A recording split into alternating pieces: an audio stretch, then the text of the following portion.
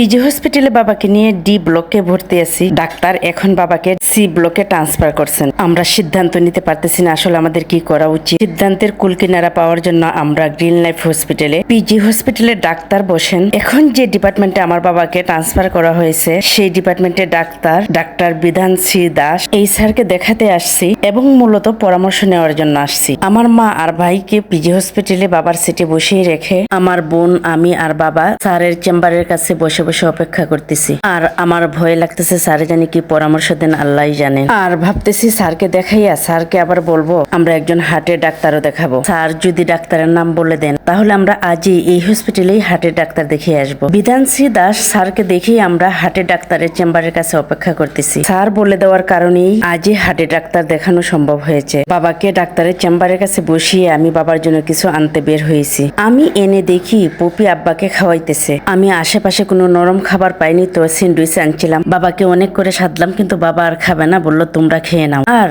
আমাকে একটু পানি দাও। আমাদের খাওয়া শেষ করতে ডাক পড়ে গেল ওনাদের কাছে যাওয়ার জন্য। ডাক্তারের চেম্বারে ঢোকার আগে যা যা প্রসেসিং করা লাগে ওনারা তাই করতেছেন আর আমি বাবার পাশে দাঁড়িয়ে এগুলা দেখতেছি। এখন যে ডাক্তার দেখাইতেছি ওনার নাম হলো ডাক্তার সুধাকর সরকার। উনি হলেন কার্ডিওলজি ডাক্তার। প্রথম যখন আমরা বলি সুধাকর স্যারকে দেখাবো ওনারা বললেন সিরিয়াল কাটছেন, আমরা বললাম না। ওনারা বললেন আজ আপনারা দেখাতে পারবেন না। তারপর যখন বিধানশ্রী দাস স্যারের কথা বললাম পরে দেখাতে সক্ষম হলাম। আমরা কিন্তু শুরুতে স্যারকে দেখাতে পারছি কিন্তু অনেক সময় অপেক্ষা করতে হয়েছে পরীক্ষা নিরীক্ষার জন্য। স্যার বলছেন আমি নিজে একটা ইকু করি তারপর চিকিৎসা দেব। আমরা দোতলায় এসে ইকুর জন্য টাকা জমা দিলাম। ও আচ্ছা, একটা ইসিজিও করানো হয়েছে। এখন হলো আমাদের মেইন অপেক্ষার পালা। অপেক্ষা করতে করতে একদম শেষ। এর মধ্যেই আমরা কিছু বাদাম আনলাম, বাদাম এনে খেলাম। যতই খানা দানা করি হাঁটা চলা করি সময় তো যাইতেছে না। অবশেষে আমাদের দেখানোর পালা শেষ হয়েছে। এখন আমরা গ্রিন লাইফ হসপিটাল থেকে বের হয়ে যাইতেছি আর বাবার মনটা ভালো রাখার জন্য বাবার সাথে অনেক গল্প করতেছি। বাবাকে বলতেছি দেখো তোমাদের ঢাকা আর আমাদের ঢাকার কত পার্থক্য।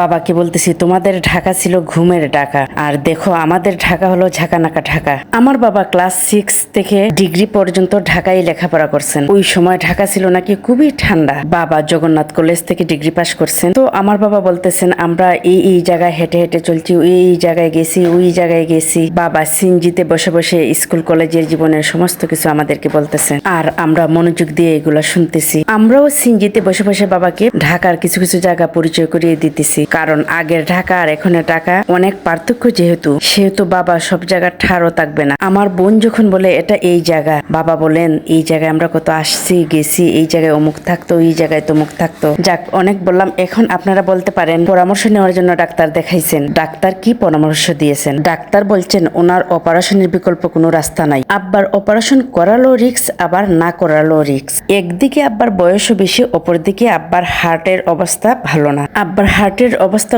খুবই খারাপ, তার মধ্যে আবার অবস্ট্রাক্টেড জন্ডিস। আব্বার পিত্তথলিতে একটা পাথর, সেই পাথর আবার নালি দিয়ে ঢুকে গেছে, সেজন্য আব্বার অবস্ট্রাক্টেড জন্ডিস হয়েছে। এই জন্ডিস সাধারণত অপারেশন না করা পর্যন্ত ভালো হয় না, কিন্তু আব্বার জন্ডিস ভালো হয়ে গেছে। ডাক্তার বলতেছেন হয়তো পাথরটা সরে গেছে সেজন্য ওনার জন্ডিস কমছে, কিন্তু পাথরটা আবার জায়গায়ও আসতে পারে। ডাক্তার বলছেন এটা ভয়েরও কারণ নাই আবার খুশিরও কোনো কারণ নাই। যেহেতু অপারেশন করানো যাইতেছে না সেহেতু জন্ডিস ওনার আবার হওয়ার সম্ভাবনাই বেশি। ভাগ্য ভালো হলে নাও হতে পারে। অবস্ট্রাক্টেড জন্ডিস সাধারণত কমে না, যেহেতু আপনার বাবার কমছে তো দেখেন, কিন্তু এটার চিকিৎসাই হলো অপারেশন। আর হার্টের ডাক্তার বলেছেন আপনার বাবার হার্টের অবস্থা এতই খারাপ যে অপারেশন তো কোনোভাবে সম্ভবই না, এনজিওগ্রাম পর্যন্ত করা সম্ভব না। জিওগ্রাম করার অবস্থানে যদি উনি থাকতেন তাহলে আমরা বুঝতে পারতাম কোনটা কত পার্সেন্ট ব্লক আছে। আপনারা ওষুধ খাওয়ান আর উনি এভাবেই চলো। খারাপের মধ্যেও আমরা আলহামদুলিল্লাহ ভালো আছি। আমার বাবার জন্ডিস যেহেতু ভালো হয়েছে আপাতত, সেজন্য আল্লাহর কাছে হাজার হাজার শুকরিয়া। সবাই আমার বাবার জন্য দোয়া করবেন। আপনারা দোয়া করছেন বিধায় আমার বাবা আপাতত সুস্থ আছেন।